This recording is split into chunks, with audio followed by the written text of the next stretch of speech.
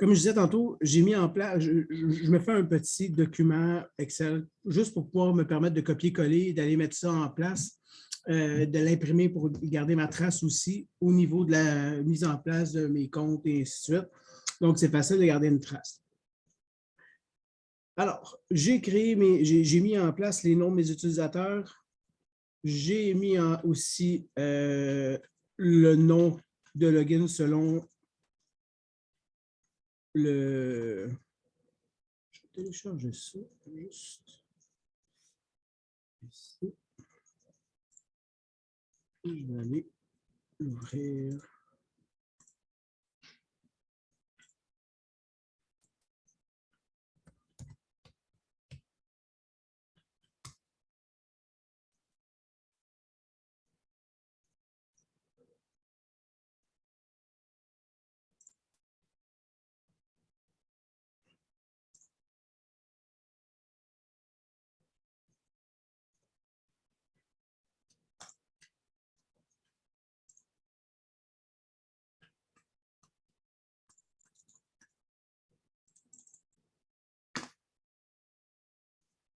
Bon, je ne réglerai pas ça. Je ne réglerai pas ça maintenant. Ça va prendre plus de temps pour rien.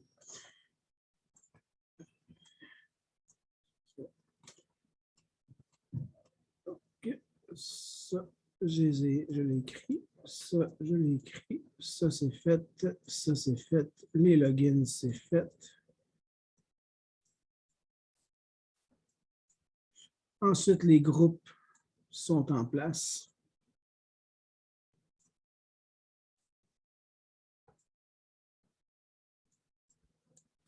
Donc, dans cet exercice-là, si on porte attention, ben, on a notre compagnie qui va s'appeler Infotest. Dans Infotest, je vais avoir deux unités d'organisation, soit l'OU_Microsoft, qui, dans le fond, rejoindra ensemble tous mes utilisateurs de Microsoft. Et je vais avoir aussi l'OU pour les utilisateurs Apple ou pour les utilisateurs Apple. Ensuite, je vais avoir aussi un OU pour les il faut tes inverses. Effectivement. Oh, attends, justement, d'ailleurs, j'ai Bill Gates qui se retrouve à la tête de Microsoft. À la tête de Microsoft qui est dans Apple. Oups! Ben ouais, toi, Steve Jobs. Ah oui, à la maison. Toi, je te ramène là. Toi, je te ramène là. Donc, John, il est dans Apple avec Steve. C'est cool. Je vais avoir mon unité d'organisation pour les DL ou bien les GSDL, tout dépendant. Et vous allez avoir, dans votre cas, vous avez fait des OU pour le groupe,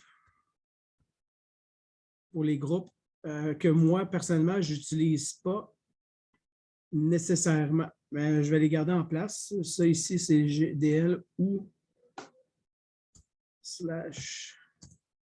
/OU_G groupe de sécurité GSDL.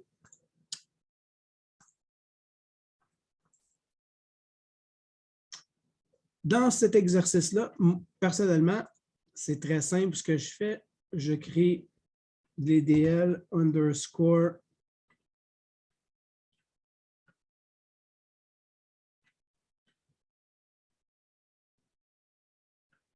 Apple underscore et le droit d'accès.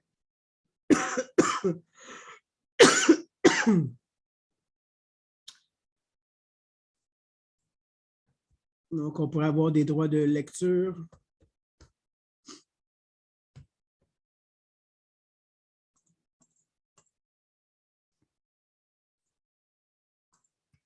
On pourrait avoir dans ce cas-ci un droit d'écriture.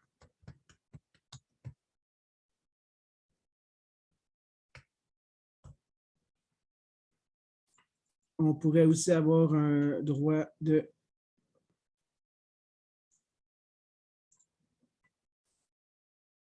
modification.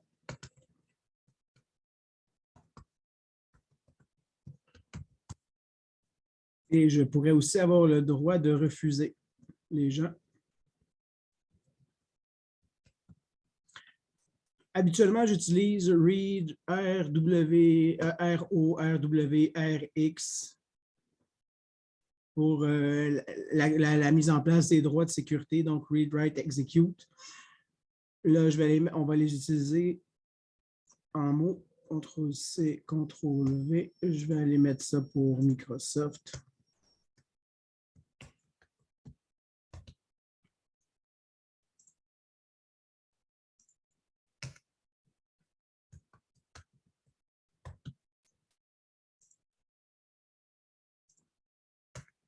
Et je vais utiliser seulement les droits que j'ai besoin sur les dossiers.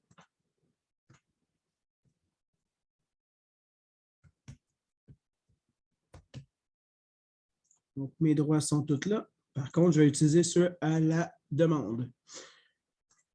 Je vais prendre cet utilisateur-là, CTRL-C. Je vais le déplacer juste d'une ligne par en bas. Et puis ça, je vais supprimer, supprimer.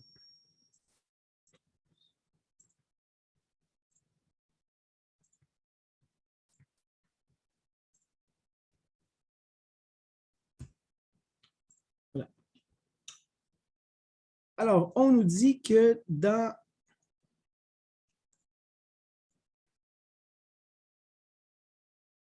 le serveur, les utilisateurs auront besoin de partager des fichiers. Il va y avoir un dossier partagé qui s'appelle Depot Use que j'ai mis en tête. Et ensuite, ces dossiers vont servir pour que les utilisateurs aient des dossiers personnels. Donc, je vais avoir le dossier de Steve.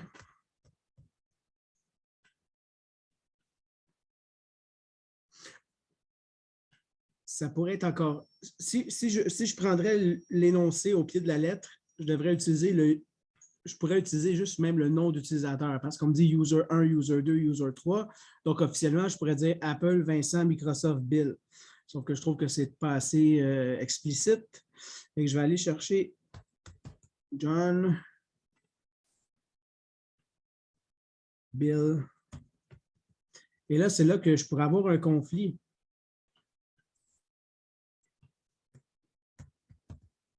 Donc, je vais aller chercher Bill.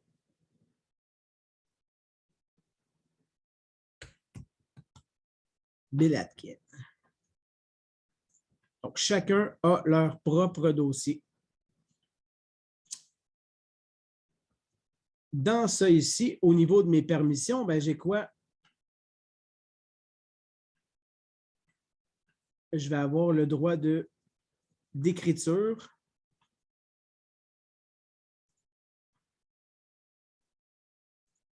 Écriture.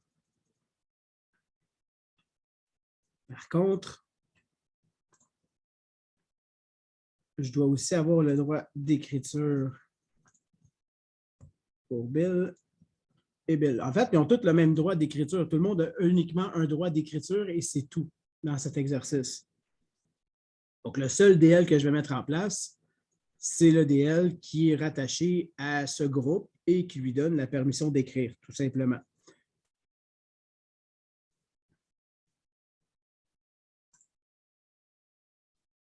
Donc, une fois que ceci est terminé, je considère que je peux juste relire l'énoncé. Sur le serveur, je vais créer mon répertoire principal.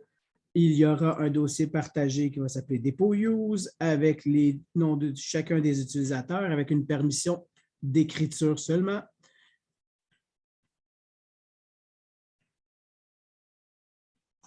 Par contre, ici, aucun utilisateur n'a le droit de supprimer. Donc ça, c'est quand même assez important à se rappeler.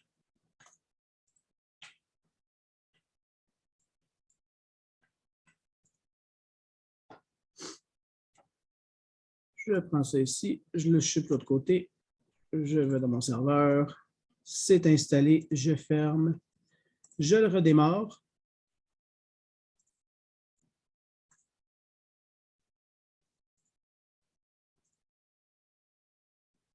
Donc, ceci